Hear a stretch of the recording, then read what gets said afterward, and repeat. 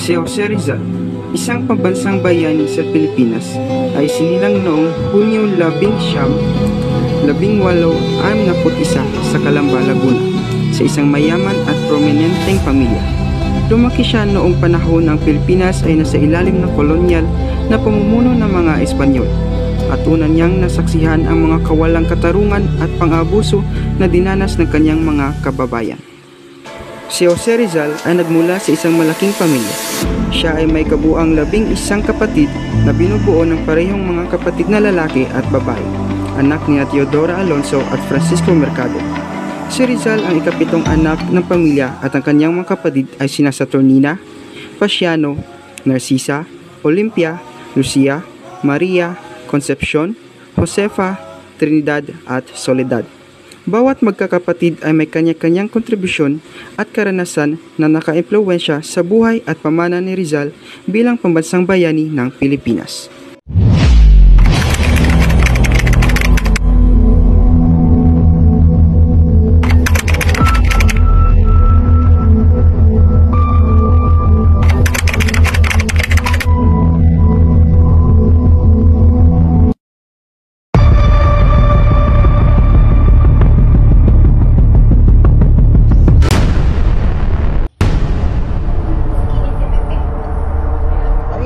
Lumabang ka nga, huwag kang duwag, Pepe.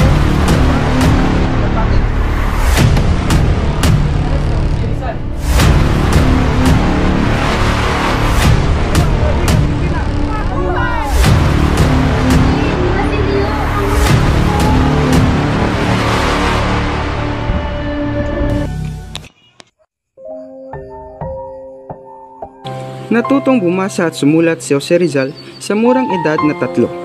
Ayon sa mga tala ng kasaysayan, ang ina ni Rizal na si Teodora Alonso, na isang babaeng may mahusay na pinag-aralan, ay nagturo sa kanya ng mga pangunahing kaalaman sa pagbasa at pagsulat bago siya tumungtong ng 5 taong gulang.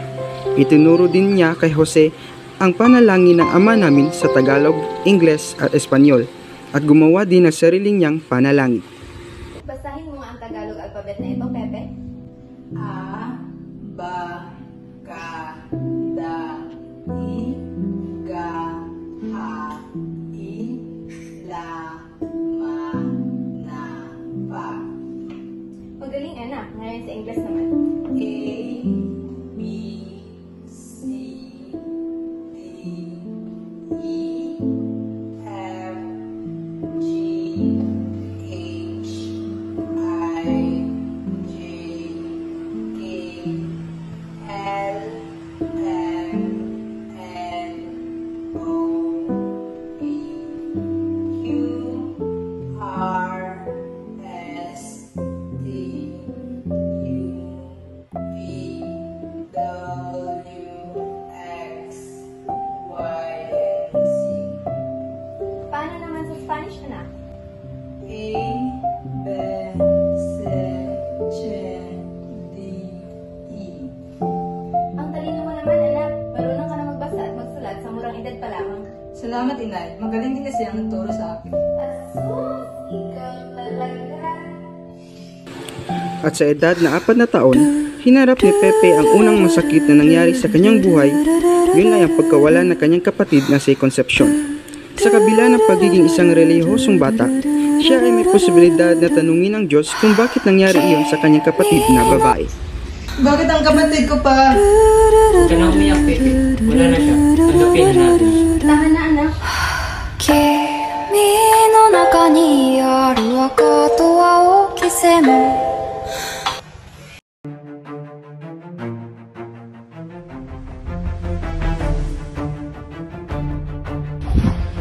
Kailangan mag-aaral ni Pepe mahal ko. Hindi pwede siyang manatili sa bahay habang buhay. Alam mo namang sakitin si Pepe. Hayaan mo siyang mamuhay ng normal kagaya ng ibang bata at matuto. Tay, pinapatawag doon ako. Oo na, samahan mo si Pepe sa paaralan sa Binya at doon siya ay mag-aaral. Sige po. Ang unang araw ni Jose Rizal sa paaralan. Buenos dias, everyone. Jose, marunong ka bang mag-Spanish? Kunti lamang po, maestro. Mag-Latin. Kunti din lamang po, maestro. Mukhang marami ka pang dapat na malaman. Excuse me, everyone. Sa kabila ng napakaraming paghihirap na naranasan ni Pepe na inaapi ng kanyang mga kaklase, Patpatin. Ang ina mo naman, lumabang ka nga. Huwag kang duwag, Pepe. Lumabang ka, patpatin. Tama na nga kayo. Pigilan niyo na ang panunokso sa akin. Sumusobra na kayo. nagawa niyang mapunta sa tuktok ng klase. Tunay siya isang mahusay na estudyante. Sinulat din niya ang kanyang unang tula, Sa Aking Mga Kabata, na may layuning gumawa ng sariling pagkakakilanlan para sa mga Pilipino at pahalagahan ang ating sariling wika. Palapakan naman natin si Jose, isa siyang nangunguna sa aming klase. Natatanging mag-aaral kung may hangking talino at kakayahan. Salamat, Maestro. Now you may go home, ang Diyos na estudyante. Pagkatapos ng kanyang pag-aaral sa Binyan, ipinagpatuloy ni Rizal ang kanyang pag-aaral sa Maynila at kalaunan ay nagtuloy ng mas mataas na pag-aaral sa Espanya at Almeria, kung saan siya ay naging mahusay sa iba't ibang larangan tulad ng medisina, panitikan at sining.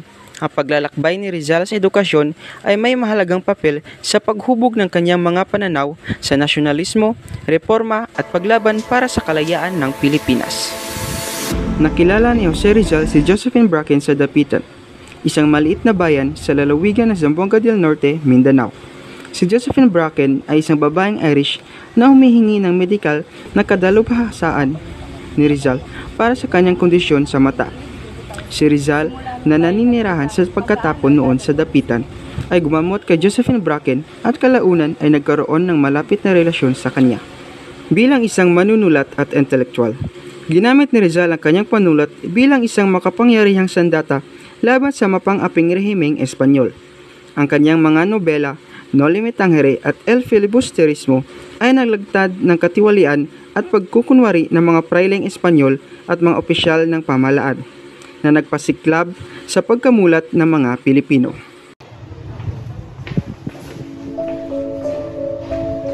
Rizal, kamusta na yung nobela? Sa katunayan, natapos ko na meron akong problema sa pag-impirta. Sa pinansyal ba ang iyong problema? O, pinansyal. May pera ako dito, pero hindi ko alam kung ito ay magiging sapat. Sigurado ka ba? Oo, sigurado ako.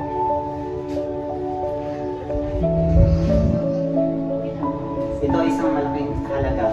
Tiyak na makakatulong ito sa akin. Sana nga. Salamat, kaibigan ko Maximo. Naalis na ako. Walang anuman, mag-ingat ka. Paalam.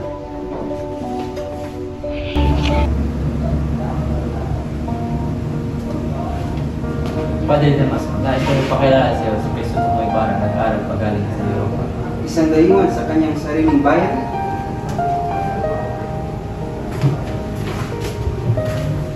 Kamusta ang iyong pag-aaral sa Europa?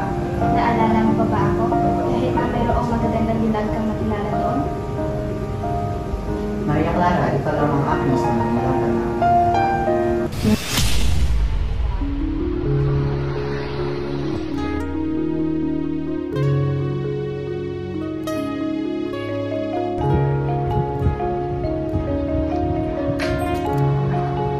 Crispin! Basilio!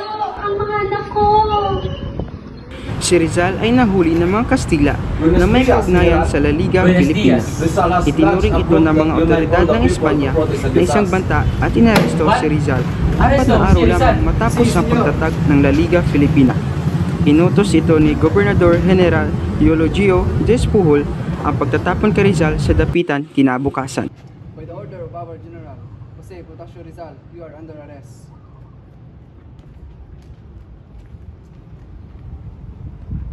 Ang pag-aresto kay Rizal noong Hulyo 6, 1872 ay bahagi ng pagsugpo sa mga Pilipinong nasyonalista at reformista na itinuturing ng mga banta sa pamumuno ng mga Espanyol sa bansa. Kinasuhan ng mga otoridad ng Espanya si Rizal ng sedisyon, paghimagsik at pagsasabuatan dahil sa kanyang pagkakasangkot sa kilusang propaganda at sa kanyang mga sinulat na tumutuligsa sa kolonyal na rehimeng Espanyol. Tayo ay nagtitipon dito ngayon upang forma na ilunsad ang kilusan at ang aming kilusang ipahayag ang aming karapatan sa mapayapang paraan sa pag-abot naming makakaya. Hindi ba ito magpapasiklab ng anumang tensyon mula sa atin o sa mga Kastila? Paano kung sa tingin nila ang grupo ito ng reforma na ating sinusubukang gawin ay hindi nila maintindihan? In Filipinos, one of the laws I made in magkakaisang kapuluan para mag-isang katawan. Ano sa palagay mo, mag-uudyok ba ito ng digmaan o anumang tunggalian? Bigyan mo kami ng rason para isagawa ang reformang ito. Magbigay ng proteksyon sa anumang nangangailangan, pagtanggol laban sa karahasan at kawalan ng katarungan. Siguro naman sa inyong lahat, sinangayon kayo sa reformang ito.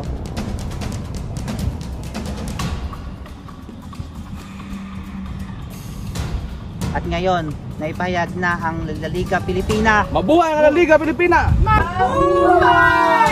Desyembre 30 po, 18, 76, si Jose Rizal ay pinatay ng isang firing squad sa Bagong Bayan sa Maynila. Ang kanyang pagiging martir ay nagpasiklab sa apoy ng Rebolusyong Pilipino na nagbigay inspirasyon sa mga Pilipino na ipagpatuloy ang laban para sa kalayaan. Listo! Consumatum is Disparo!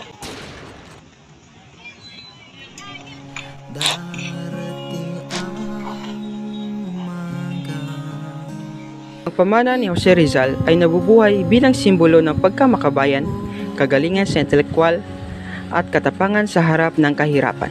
Ang kanyang mga mithiin ng katarungan, edukasyon at pabansang pagkakaisa ay patuloy na nagbibigay inspirasyon sa mga henerasyon ng mga Pilipino na magsikap para sa isang mas mabuti at mas makatarungang lipunan.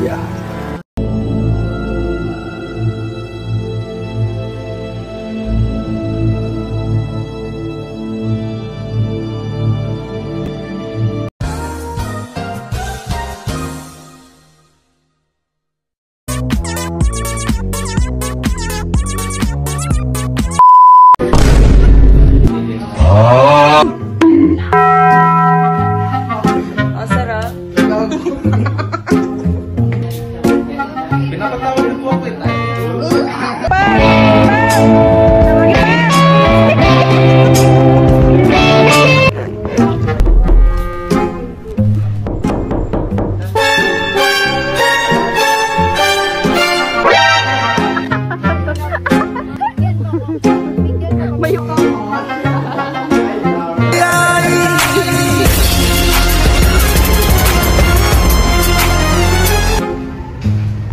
Palakpakan naman natin si Jose.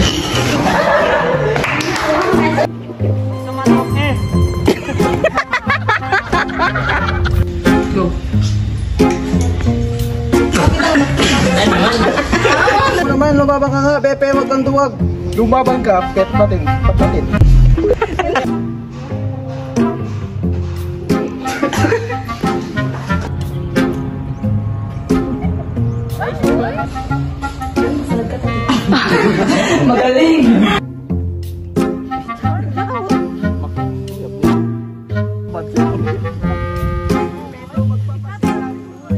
Kasi po na ikaw.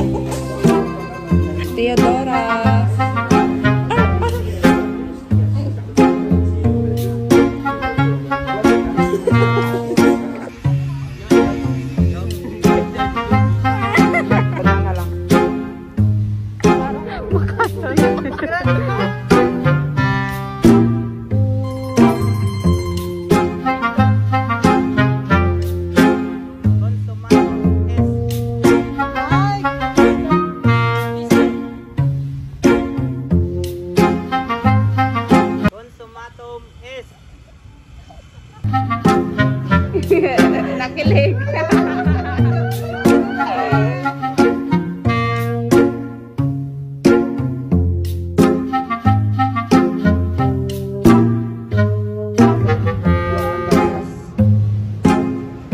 naman ito.